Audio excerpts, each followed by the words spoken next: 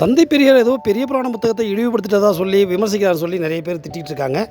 அவர் யாருக்காக பேசினாலும் அந்த மக்களுக்கே தெரியாமல் பேசியிருக்காங்க. என்ன விஷயம்னா, சோழ நாட்டில் ஆதனூருங்கிற ஒரு கிராமத்தில் நந்தனார்னு ஒருத்தர் வாழ்ந்துட்டு வந்தார். அவர் மிகப்பெரிய ஒரு சிவபக்தர். அவங்களுடைய வம்சமே கோவில்களை பராமரிப்பதும் வானசாஸ்திரங்களை பார்ப்பதும் சிறந்த வல்லுநர்களாக இருந்தாங்க.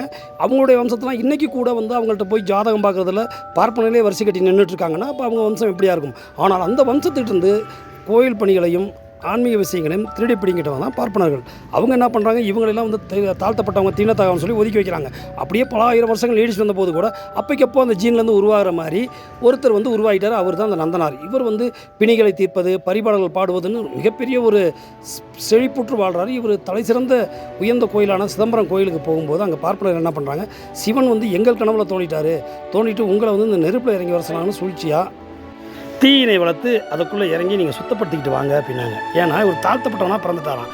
அப்படி தாழ்த்தப்பட்டவனாக பிறந்த மிகப்பெரிய சக்தி வாய்ந்த இறைவனின் நேரடி திருவருள் பெற்றிருந்தால் கூட அவன் நெருப்பில் இறங்கி வந்தால் தான் சுத்தமாகுவான்னு சொல்லி ஒரு கற்பிதத்தை கற்பித்ததன் விளைவாக இன்னைய வரைக்கும் அந்த தீண்டாமை கொழுந்து விட்டு எரிஞ்சிக்கிட்டு இருக்குது.